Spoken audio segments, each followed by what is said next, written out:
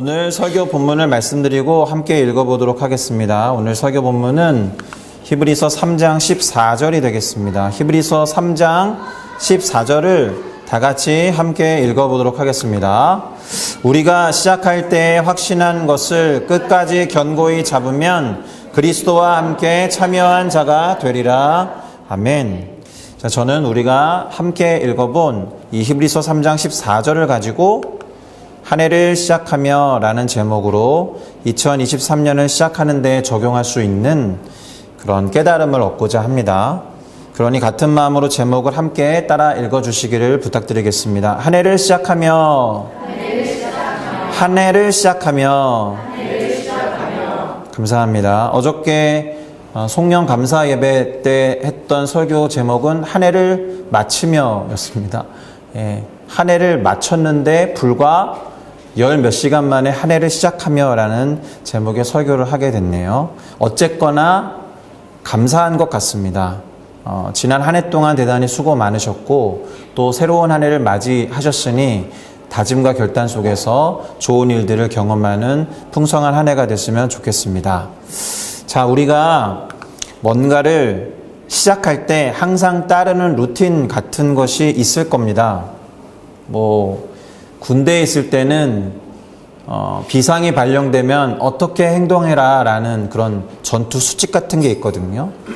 근데 루틴이라고 이름을 붙였으니까 그거는 약간은 일상적인 것이 될 겁니다. 아주 특별한 경우에만 하는 그런 것이 아니라 일상적인 것이 될 거예요. 이를테면 경기장에 나서는 선수들이 하는 루틴 같은 게 있죠. 야구 선수들, 특별히 투수 같은 경우에 어떻게 몸을 푸는지 다 나름대로의 순서들이 있더라는 거죠. 그들의 일상인 거예요. 때때로 그것을 하지 않으면 기분이 안 좋아지거나 뭔가 불안하기도 하고 그래서 징크스라는 말을 쓰기도 합니다. 자, 그러면 한 해를 시작할 때 딱 요맘때 하는 루틴 같은 게 있으십니까? 1월 1일 아침에는 반드시 목욕을 한다. 머리를 자른다. 이런 게 있으십니까? 일단 믿지 않는 사람들에게는 대체로 토정 비결이나 점을 보는 게 있겠죠.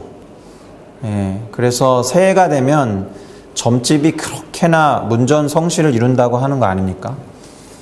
자, 그것이 그렇게 연초에 루틴이 되어 있는 분들이 있다라는 거예요. 심지어 교회를 다니는 분들 중에도 몇몇 분들이 있다는 거죠. 그러면 안 될 것인데 말입니다. 사실 점을 치는 분들이 과거를 알아맞추는 것처럼 보이지만 그분들이 미래를 맞추는 건 아니잖아요. 확인될 수 없는 거잖아요. 과거를 우연히 맞췄다라는 것 때문에 신기하다고 해서 미래를 그분들에게 맡길 수는 없는 겁니다. 그렇게 어떤 과거가 모든 것을 결정하게 된다면 현재와 앞날을 살아갈 힘은 도대체 어디에서 얻어야 합니까?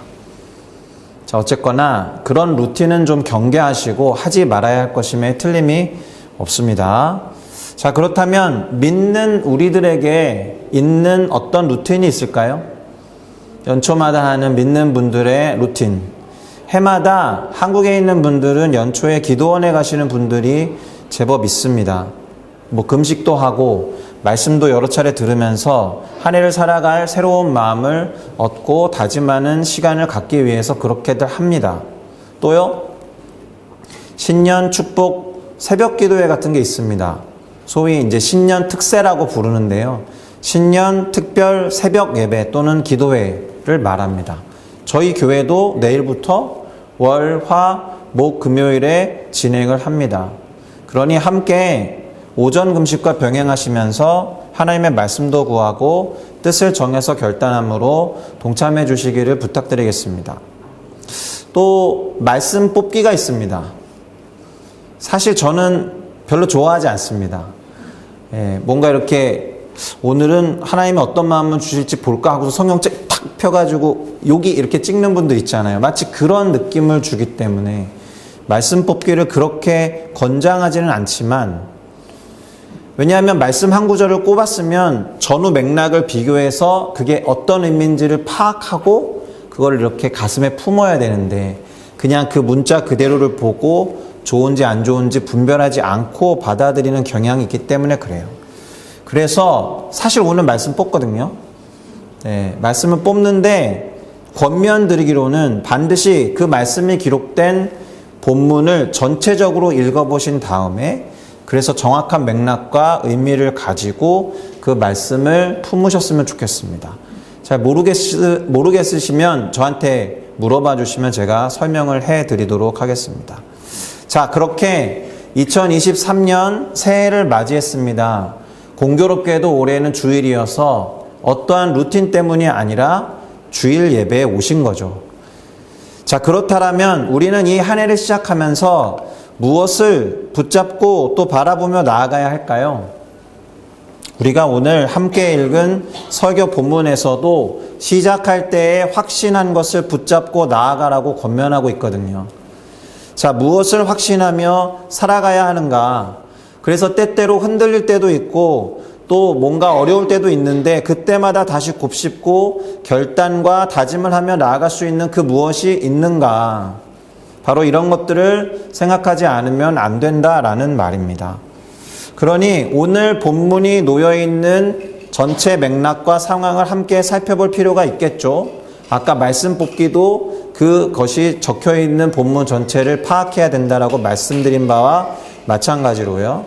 그런 측면에서 히브리서 3장을 전반적으로 최소한 3장 14절이었으니까 그 앞구절까지는 확실하게 살펴볼 필요가 있다라는 겁니다. 다만 시간을 고려해서 간단히 요약을 해드리는 것으로 대신하겠습니다. 자, 우리가 지금 찾아보고 있는 책은 히브리서라는 책입니다. 이 히브리서를 기록한 분은 서자가 책서이기도 하지만 편지서이기도 하거든요. 이 편지를 받는 사람들을 뭐라고 부르느냐 하면 하늘의 부르심을 받은 거룩한 형제라고 부릅니다. 그렇게 부르면서 예수님을 깊이 생각하라고 도전을 합니다. 하늘의 부르심을 받았다라는 사실이 우리로 하여금 거룩하게 하는 이유가 될 것입니다. 거룩하신 하나님이 우리를 부르시고 따로 구별해 놓으셨으니 당연히 거룩한 사람들이죠. 사실은 그 사실 하나만으로도 우린 거룩한 겁니다.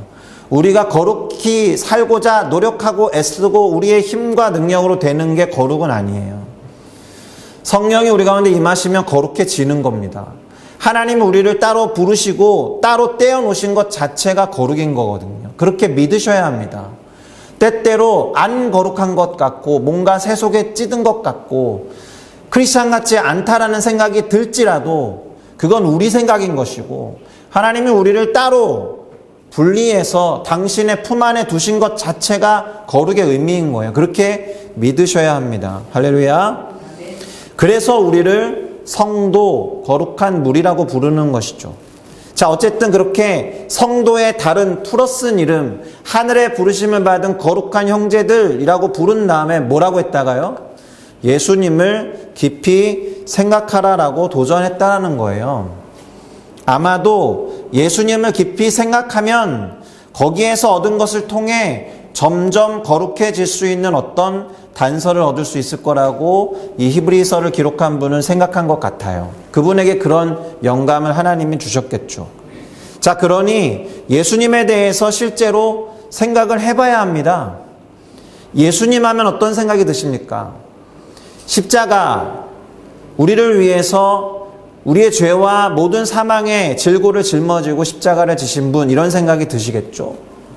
또 모든 질병을 치료하셨고 우리가 살아갈 새 생명을 허락하신 분이라는 생각이 들 겁니다. 다소 추상적이어도. 자, 그러면 이 본문은 어떤 예수님을 깊이 생각하라고 말하고 있을까요? 그것에 대해서 설명을 해보면 핵심적으로 이렇게 요약할 수 있습니다. 하나님의 온 집에서 신실하게 일하신 분이라고 이 히브리서 기자는 기록하고 있어요. 특별히 예수님을 모세라는 사람과 비교하고 있는데 모세가 정말로 신실한 사람이었다. 그런데 그 모세보다 훨씬 더 신실한 분이 예수님이셨다. 이렇게 말하고 있다라는 거예요. 그래서 모세보다도 더 큰 영광을 취해도 합당한 분이시다. 이렇게 기록합니다. 6절이 핵심인데요. 6절을 한번 같이 읽어보겠습니다. 읽어볼 때 주목할 것이 있습니다. 우리가 처음에 설교 본문으로 삼았던 14절이랑 같은 내용이 나와요. 무엇을 끝까지 붙잡고 나아가야 하는지 이 6절을 통해서 알 수가 있습니다. 같이 읽어보겠습니다. 그리스도는 하나님의 집을 맡은 아들로서 그와 같이 하셨으니 우리가 소망의 확신과 자랑을 끝까지 굳게 잡고 있으면 우리는 그의 집이라. 여기서 그와 같이 하셨으니는 모세처럼 했다라는 말입니다. 그리스도께서는 하나님의 집을 맡은 아들의 역할을 감당할 때 우리가 신실하다라고 다 추앙하는, 유대인들이나 이스라엘 사람들이 추앙하는 모세와 같이 하셨다. 그러니 우리가 어떤 소망인지는 모르겠지만 그 소망의 확신과 자랑을 끝까지 굳게 잡으면 우리는 그의 집이 될 거니까 어떤 의미겠습니까? 예수님이 우리를 신실하게 맡아주실 거다라는 뜻이 되는 거예요. 할렐루야. 소망의 확신과 자랑을 끝까지 굳게 잡으라라고 도전하고 있어요. 예수님을 깊이 생각하라고 도전한 다음에 소망의 확신과 자랑을 끝까지 굳게 잡으십시오라고 도전합니다. 쉽게 말하면 소망을 붙잡으다라는 거예요. 소망을 품고 소망을 붙잡아라.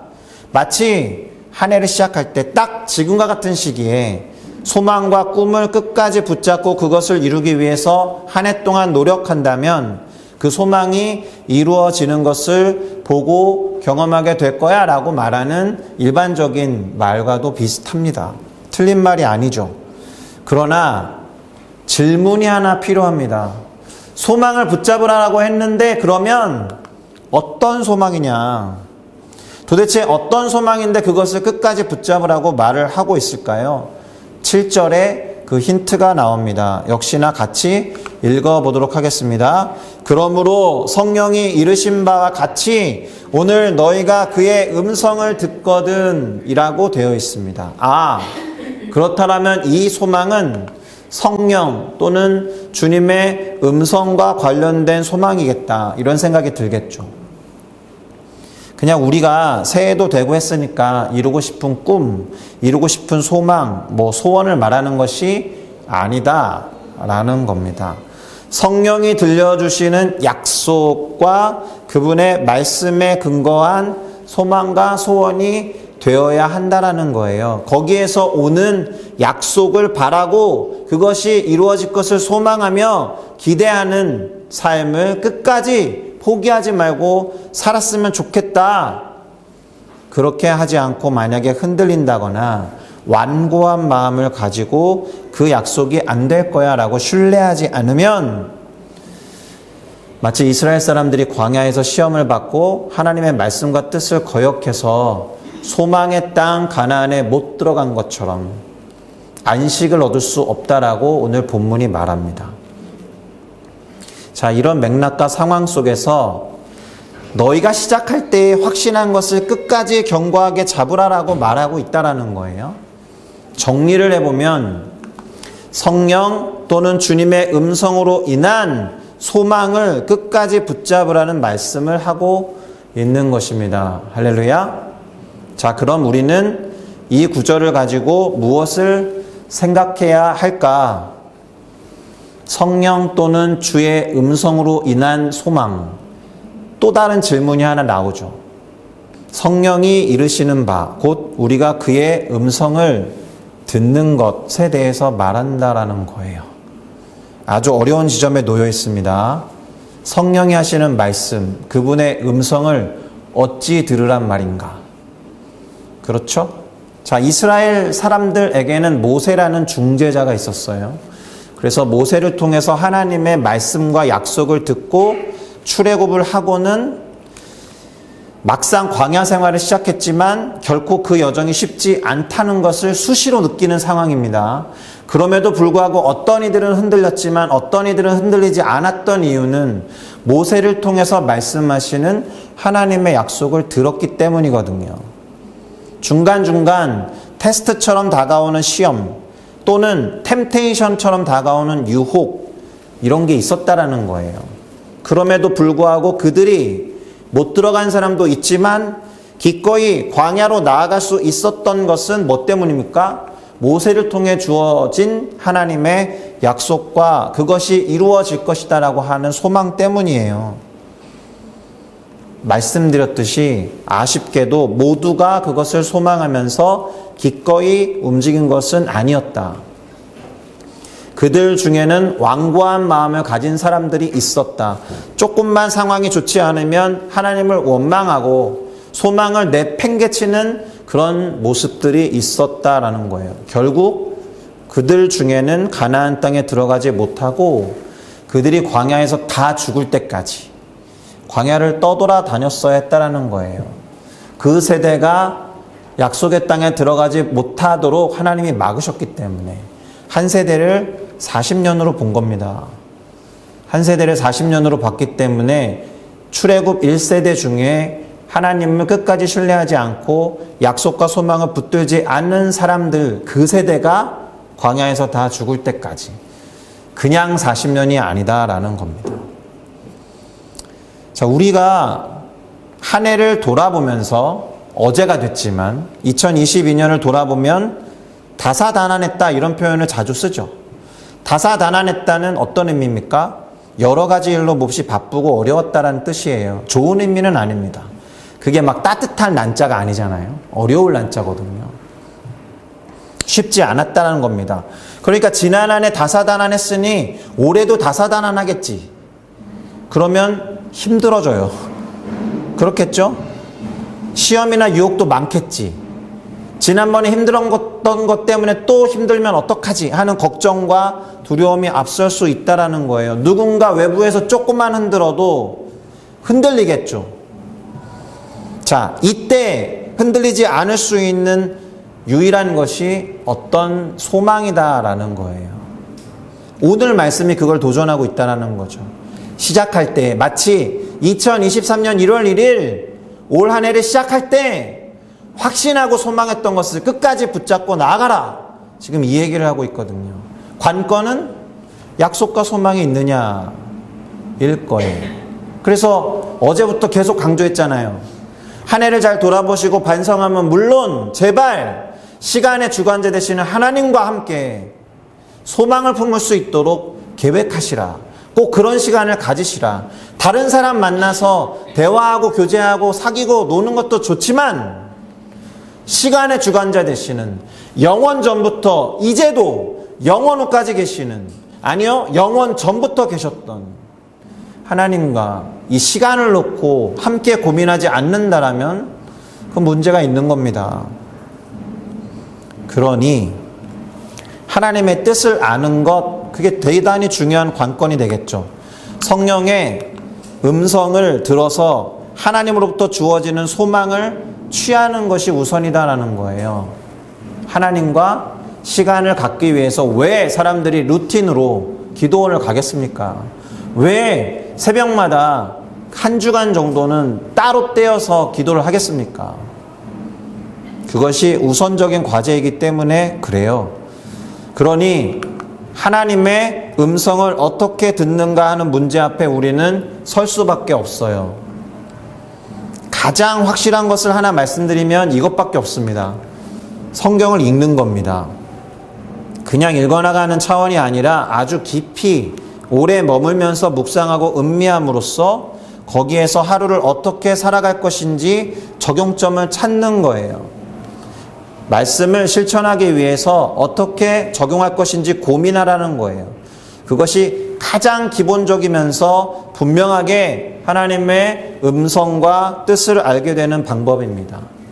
성경 듣보잡이라고 적어놔서 듣도 보지도 못한 잡것이라고 생각하시면 안 되겠죠. 성경을 들으시고 성경을 보시고 성경을 붙잡으시라고요. 듣도 보지도 못한 잡것으로 생각하시면 안 되고 말씀을 듣고 보고 붙잡으라라는 말입니다. 그래서 듣보잡한 것이 아니라 특별한 것으로 만드셔야 돼요. 제가 처음으로 말씀드리고 물론 주보에도 실어놓았지만 올해 우리 교회의 주제는 하나님의 말씀에 기꺼이 순종하는 교회예요. 영어로는 The Church which is ready to obey God's word예요. 여러 가지 중요한 핵심적인 단어들이 나열되어 있는데 하나님의 말씀, 기꺼이, 순종 이렇게 세 가지를 이야기할 수 있을 것입니다.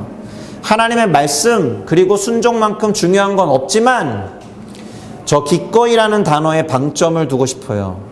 영어로는 be ready to거든요. 기꺼이는 기꺼이 뭐뭐 하겠다라는 뜻이지만 기꺼이 할 수 있도록 준비한다는 뜻이 있습니다. 그래서 우리 교회 주제에 해당하는 그 말씀은 내일부터 하는 새벽 설교 때 풀어갈 예정입니다. 자, 그런데 오늘 살펴본 이 히브리서 3장 14절의 앞구절에 기꺼이 함과 반대가 되는 단어가 나옵니다. 아까 설교 중에 얼핏 말씀드렸는데 완고함이라는 단어예요.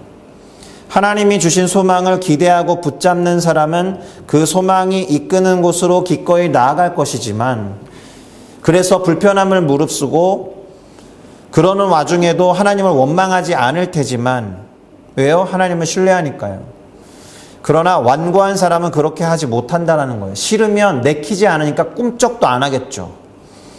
귀찮으면 움직이지도 않을 겁니다. 그렇게 귀찮아서 움직이지 않아서 안식에 못 들어가요. 문 열고 들어가야 되는데 얼마나 귀찮으면 문도 안 열어. 성경을 읽고 묵상함으로써 말씀을 듣보잡함으로써 하나님의 음성과 뜻을 듣고 그것에서 시작하는 소망과 꿈을 포기하지 않고 끝까지 붙잡는 우리 모두가 되어야 할 줄로 믿습니다. 할렐루야. 그러니 한 해를 시작하면서 우리가 무엇을 붙잡고 나아가야 할 것인가를 정해야 한다면 그것은 하나님의 음성을 통해 주어지는 하나님의 말씀을 읽고 듣고 봄으로써 주어지는 약속과 그에 대한 소망이 되어야 한다는 겁니다. 도전합니다. 그러니 말씀을 제발 읽으시죠. 그리고 좀 들으시죠. 붙잡으셔야 합니다. 그러지 않으면 그 소망을 쉽게 놓아버리기가 쉽습니다. 소망을 끝까지 붙잡기 위해서 기도하시죠. 그런 시간을 만들어 놓지 않았습니까?